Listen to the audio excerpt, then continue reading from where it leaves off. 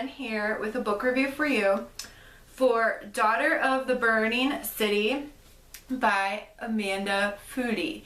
This is an incredibly interesting book. I do believe it's a standalone. I can see the potential for it to not be a standalone, but as of right now I think it's a standalone. And basically this is about the traveling city of Gomorrah, and its legend starts with the original Gomorrah. They even have an attraction that's a woman that's a pillar of salt looking over her shoulder. And essentially it's a huge festival that's a moving city, and it's like a dark festival that only opens at night. You enter through a skull gate, and you know there's pretty women and pretty men, which are essentially like prostitutes. You know, and all the people who work there have some kind of magic about them for the most part. And there's just, you know, a menagerie and all sorts of like eclectic kind of sights to see. First I want to talk about the things that I didn't like because there's so few, and then I want to talk about the plot a little bit and then what I did like. So some of the things I didn't like about this book was that there were a lot of like typos or mistakes, and I am really hypercritical of that when it comes to traditionally published books, because I know that there's at least 5 sets of eyes on a book before it's published. So I feel like there shouldn't be like more than like maybe 0 to 2 errors in a traditionally published book. I mean, that's what there's: proofreaders, copy editors, line editors, content editors, beta readers, the author, you know, and editor above all the other editors. And I just feel like it's hard to believe that so many traditionally published books are coming out and having like mistakes or even having plot holes. And I did find a couple plot holes in here. The biggest one was in my reading last night, because I just finished this last night, and I reread and couldn't find it, but I could be mistaken. But there's a part where there are 2 Siamese twins, like Unu and Du, I think are their names. It's not Unu, I know it's not, and it's not Uno, I don't think either. But there's these 2 Siamese twins, and what ends up happening is they are helping Sorina, which is the main character, with something, and so is another character named Nicolette. And all of a sudden, like on the next page, they're talking about how she revealed something to them, and I don't want to say it because it's a spoiler, that someone was like working against them, and she, you know, like one of the characters, like Nicolette, asks her about it, but she never told them about the person. So unless they can read minds, which I don't remember that being an issue in here, there was never a scene or a line where she said something about that person working against them. But then on the next page it says that she told them. So, and there was no kind of like passage of time, because everything kind of was happening like right after the other, to indicate that maybe they were told like in between, you know, at some point. But so I kind of feel like, I mean, that's nothing on the author at this point, because I feel like those are things that should be catched by the publishing house and the editing team. So it just makes for a like a discombobulated read kind of. So some interesting things about this book are the action starts right away, and Sorina is our protagonist. She's 16, and there's these cool bits in here, which this is kind of a spoiler, but it's so early in the story, and it's actually not, because in the synopsis it tells you that Sorina is an illusion worker, which is her magic, and she creates illusions that are like her family. And so how she manipulates them, and it was kind of vague, but like I could roll with it because I liked the idea of like there's like these strings, but like they kind of have their own will, you know, like the one, Venera, likes to go to the downhill, which is part of Gomorrah. There's uphill and downhill. She likes to go to parties, which like these strings don't like follow her. But then if Sorina needs to put her illusions away to keep them safe, there's trunks in her mind, and she like reels in their strings like a fisherman. But then they kind of have their own free will too. And I think it's vaguely mentioned at one time, like they kind of take on a life of their own at one point. But there's periods, excuse me, where you can see how Sorina had to create her illusions. And so this is, we don't know who is writing this, but we can gather that the illustration and then her description is probably from like a notebook of Sorina's. So what ends up happening is that slowly someone starts killing her illusions, and there starts to be a pattern where it's happening in each of the cities that Gomorrah travels to. Now outside of Gomorrah, there is this like, I really would have liked the map to be in this book, because I think it would have helped so much, because there's a very lengthy visual description of what she called it a continent looks like.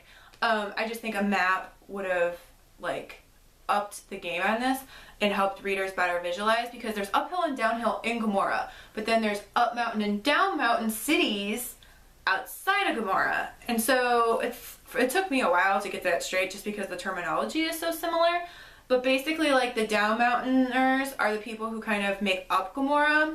In addition to other down mountain cities, they're people who have jinx work, like fortune tellers, and there's a character named Luca who's a poison worker, and so that kind of stuff. And so the up mountainers consider it devil's work, and they have a god, which reminds me of a Viking for some reason, called Overin, and they believe that like the down mountainers who have magical abilities are sinners.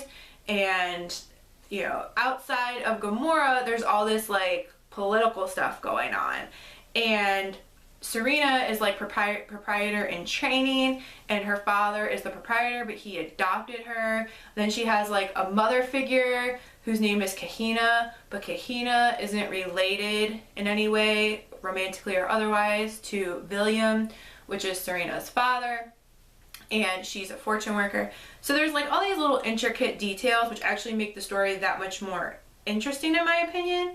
There's a lot about like religious undertones, but I feel like it's not so much about that as much as it's a story about being different, because Sorina is the girl who can see without eyes, which is like she doesn't know why, and she describes it as like she doesn't even have empty eye sockets that are like smooth. She has like, her face is just like flat, is kind of how she describes it. So she's really paranoid, and she wears like masks, which I think of as sleeping masks like for some reason, but they're probably way cooler than that because they're often decorative.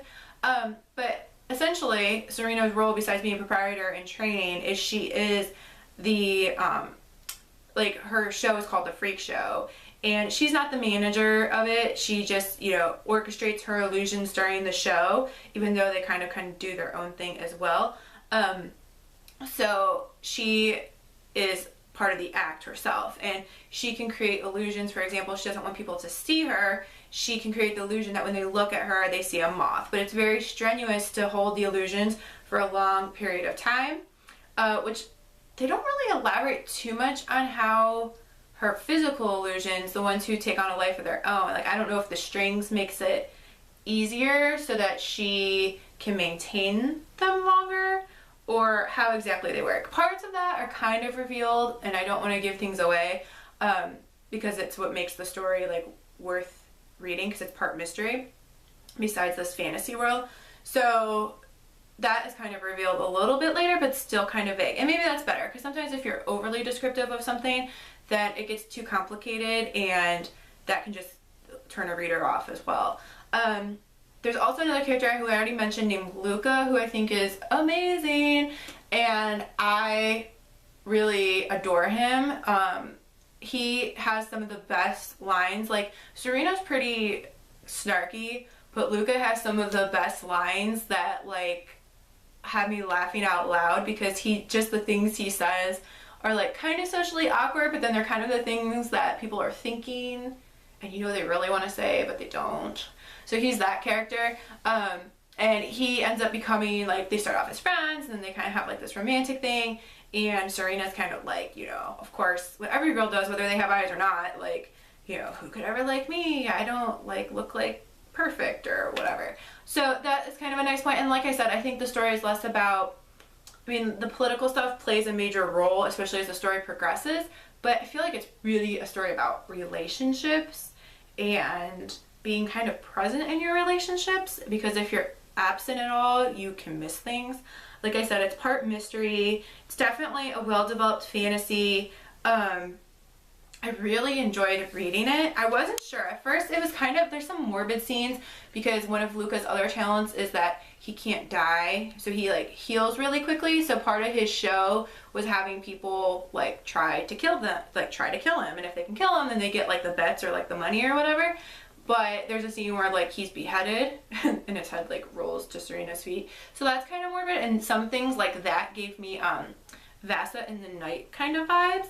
But Vasa in the Night was like super, super out there, and this I could like, it played like a movie in my head. It's almost like if you were watching Beetlejuice or something like that kind of.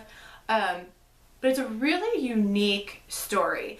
I would say it's like a strong 4. Some of the mistakes and the plot holes and some of the things I wish were more developed, and like having a map would have been super helpful. Just those little things like that, you know, just don't make it a 5-star for me. But it was definitely a really enjoyable read. And I would totally read something else by this author. I guess she has some kind of like, I don't want to call it a demon card game. She mentions it in her acknowledgments, and then in her bio it says that her second book is going to be called Ace of Shades. And I did look that up, and it has to do with card games, and it's not like, it's not this world. So I'm pretty sure this is a standalone, but like I said, there is slight potential where if it ever needed to be revisited, I think the author could easily do that. But I like it as a standalone, so I kind of hope it stays that way. So this is Daughter of the Burning City, Wicked, Wicked to the Core, The City Will Burn Forevermore by Amanda Foody, and you should check it out. In the meanwhile, happy reading.